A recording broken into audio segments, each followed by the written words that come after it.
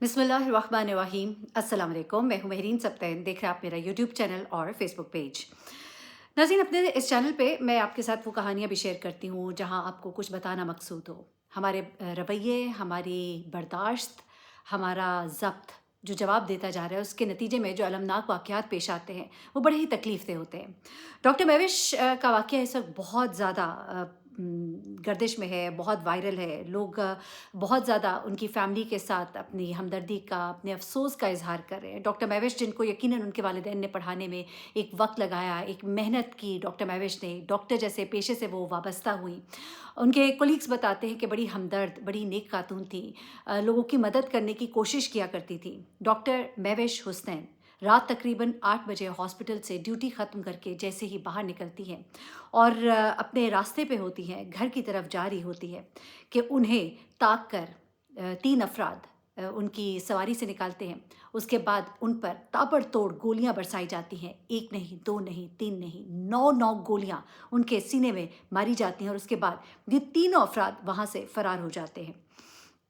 अब ये वाक़या क्यों पेश आया? इसके पीछे जो महरक़ात हैं वो आप सुनेंगे, तो आप सोचेंगे कि यकीनन हमारा सब्र, हमारा ज़ब्त जवाब देता जा रहा है। डॉक्टर महविश के बारे में थोड़ा-सा आपको बताती चलूँ। मुल्तान से इनका ताल्लुक़ है और 2007 में उनकी कोहाट में शादी हुई और 3 बेटों और 1 बेटी की वो वालिदा हैं। इनके शौहर जो हैं वो प्रॉपर्टी के काम से मुंसलिक हैं। और डॉक्टर महविश जो है वो पूरा दिन ड्यूटी पर थी, रोज़े की हालत में थी। रोज़ा इफ़्तार किया, इफ़्तार के बाद भी उन्होंने अपनी ड्यूटी जो है वो सरअंजाम दी और रोज़ की तरह वो अपनी उस दिन भी ड्यूटी अंजाम दे रही थी। लेकिन उस दिन एक ऐसा वाक़या आया पेश जिसने उनके घर वालों की ज़िंदगी बदल कर रख दी, तारीक करके रख दी, अगर कहें तो गलत ना होगा। अच्छा, अब होता क्या है कि डॉक्टर महविश जहाँ पर जॉब करती हैं और जिस तरह की उनकी ड्यूटी है, शाम तक उनकी ड्यूटी थी और ड्यूटी पर उन्हें ज़ाहिर-सी बात है, एक प्रोटोकॉल्स होते हैं, उनको फ़ॉलो करना होता है। ख़वातीन का जो एक एरिया होता है जहाँ पे ख़वातीन का चेकअप होता है, उस एरिया में मर्दों का दाखिला जो है वो मना होता है। तो ऐसा ही कुछ हुआ वहाँ पर भी कि जहाँ पर वो चेकिंग कर रही थीं, अपने मुख्तलिफ़ ख़वातीन को चेक कर रही हैं, बीच में रोज़ा भी किया, इफ़्तार भी की, नमाज़ भी पढ़ी और उसके बाद उन्होंने अपना वो जो एक सिलसिला था वो जारी रखा। अब वहाँ पर 2 ख़वातीन आती हैं। 2 ख़वातीन जो हैं उनका ताल्लुक कहा जा रहा है कि पेशावर से था और इनके साथ 2 मर्द हज़रात भी आते हैं। अब ये 2 मर्द हज़रात जो है वो डॉक्टर साहब के कमरे में जहाँ वो चेकअप कर रही हैं वहाँ आकर अपनी ख़वातीन के साथ बैठ जाते हैं। अच्छा, जब ये दोनों ख़वातीन के साथ आकर ये मर्द बैठते हैं तो डॉक्टर साहिबा कहती हैं कि आप यहाँ से चले जाइए, यहाँ पर इनका चेकअप हो रहा है और आप ख़वातीन की मौजूदगी में मर्द हज़रात का यहाँ पर आना मना है। तो वो कहते हैं कि जी हम अपनी औरतों के साथ हैं और हम यहाँ पर बैठे रहेंगे और हम यहाँ से नहीं जाएँगे, आप इनका चेकअप हमारे सामने कीजिए।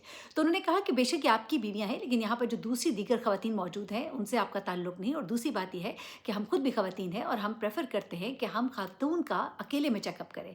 अब जब वो इसरार करते हैं तो डॉक्टर साहब जो है सामने गार्ड को आवाज़ देती हैं और उन्हें कहती हैं कि सामने से ये जो पुलिस वाले हैं इनको बुला लीजिए, ये मेरी बात नहीं सुन रहे, बदतमीज़ी कर रहे हैं। अब ज़ाहिर-सी बात है डॉक्टर साहब भी जो है उन्होंने सारा दिन लोगों को देखना है, इंसान को किसी वक़्त गुस्सा भी आ जाता है। हो सकता है कोई थोड़ा-सा उन्होंने गुस्सा किया हो, लेकिन जो भी था उनकी पहले वो डिमांड ही नाजायज़ थी। एक प्रोटोकॉल है जिसको कि फ़ॉलो किया जाना चाहिए था।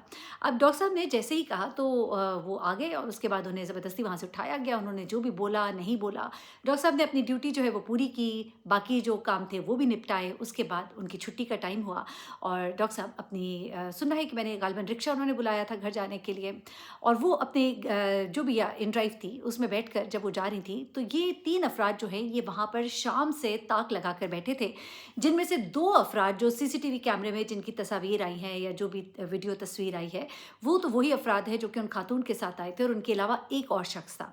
इन्होंने इसी तरह से ये गाड़ी रुकवाई पिस्तौल के ज़ोर पर और उसके बाद इन्हें निकाला और इनके ऊपर फ़ायर किए, डायरेक्ट फ़ायर किए और ये जो है मौके पर ही जाँ बहक हो गई।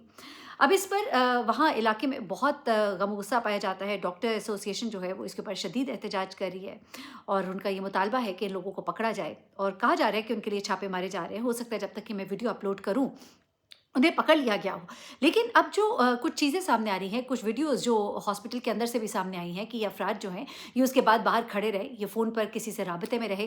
ग़ालिबन उन्होंने अपने तीसरे साथी को बुलाया होगा और तीसरा साथी है, वो वहाँ पर आया होगा और उसके बाद उन्होंने ये पूरी प्लानिंग की होगी और उसके बाद ये लोग वहाँ पर बाहर इंतज़ार करते रहे। अंदर एक इनका बंदा फिरता रहा, जो कि वीडियो में दिखाई दे रहा है कि एक शख़्स जिसने मुँह के ऊपर कपड़ा डाला हुआ है, वो हॉस्पिटल का जो बैरूनी हिस्सा है, उसके अंदर ये अंदर-बाहर आ जा रहा था और उसकी मुसलसल नज़र जो है वो डॉक्टर साहब के ऑफ़िस पे थी, वो डॉक्टर साहब के ऊपर नज़र रखे हुए था, उस खिड़की के आस-पास था जहाँ से कि नज़र आता था अंदर, डॉक्टर साहब कहाँ आ रही हैं, कहाँ जा रही हैं। जैसे ही वो बाहर निकली उसने अपने साथियों को राब्ता किया क्योंकि वो फ़ोन करता दिखाई देता है और उसके बाद ये शख्स जो है ये उनको जाके जॉइन करता है और उसके बाद ये इस तरह से खातून डॉक्टर जो है जैसे ही अपनी सवारी में बैठती हैं और वहाँ से निकलती हैं तो फिर ये रास्ते में उनको रोकते हैं और उसके बाद उनके साथ ये वारदात जो है ये सामने पेश आती है।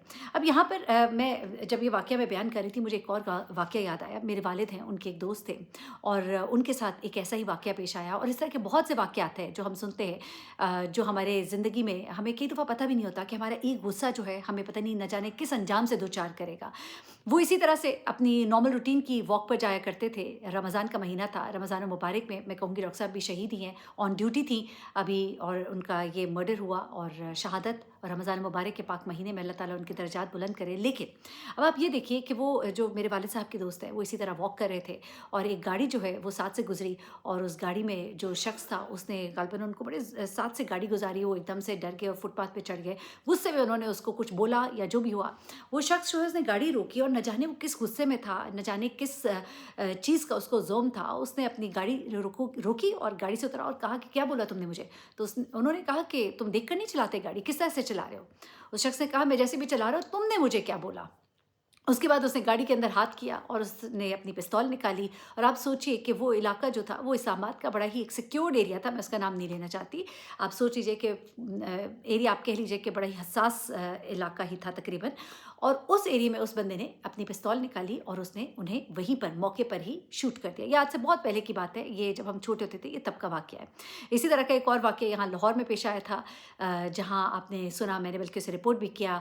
लाहौर में एक बड़ा मॉल है और मॉल के ऊपर लग्जरी अपार्टमेंट्स है और उस लग्जरी अपार्टमेंट में कुछ दोस्त बैठे थे और वो दोस्त जो है कुछ बातचीत हो रही थी, बातचीत में एकदम से गुस्सा आया और दूसरे दोस्त ने सिर्फ बर्गर के ऊपर कि बर्गर दूसरे दोस्त ने उसका खा लिया और जब वो आया तो उसने देखा कि मेरा बर्गर खाया गया, उसको गुस्सा आ गया, दोनों में थोड़ी सी नोक झोंक हुई और उसके बाद उसे गुस्सा आया और उसने अपने दोस्त को ही पिस्तौल दे मारा। ये पिस्तौल जो है ये एक तो मैं बड़ी हैरान होती हूँ कि इतना आम अवेलेबल होता है, इतना हाथों में है, जब जिसका दिल करे जहाँ मर्जी जिसको मार दे और उसके बाद इंसान जो है यानी कि जिनको सब्र ही नहीं है, जिनको अपने पे कंट्रोल ही नहीं है, उनके हाथों में आपने ये इतना मोहलिक हथियार जो है वो पकड़ा दिया है।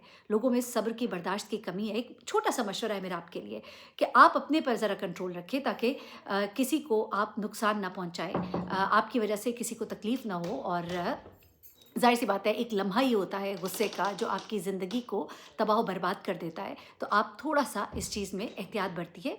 आपका गुस्सा किसी और को इतना फ्लेयर अप कर सकता है कि वो आपकी खुदा न ख़ास्ता जान ले ले। या आप किसी वक़्त इतने फ्लेयर अप हो सकते हैं कि खुदा न ख़ास्ता आप किसी की जान ले लें। अपने अंदर सब्र, हौसला पैदा कीजिए। एक लम्हे की गलती आपको सदियों का नुकसान दे सकती है। दूसरों की ज़िंदगियाँ बर्बाद हो जाती हैं और आपकी भी बर्बाद हो जाती है। ये हमारे सब्र की एक कहानी थी, मैंने कहा थोड़ा आपके साथ शेयर करूं ज़रूर। डॉक्टर महविश के अहल खाना को बिल्कुल इंसाफ मिलना चाहिए। देखिए ये लोग कब पकड़े जाते हैं और हॉस्पिटल्स में जो डॉक्टर ड्यूटी पर होते हैं देखिए उनके सब्र का इम्तिहान ना लिया कीजिए, वो बहुत ज़्यादा एक हार्ड वर्क कर रहे होते हैं। ऐसे में अगर कभी वो थोड़ा बहुत तल्ख भी हो जाए तो उनको थोड़ा सा मार्जिन दे दिया करें। अपना बहुत ख्याल रखिएगा, दुआ में याद रखिएगा। अल्लाह हाफिज़।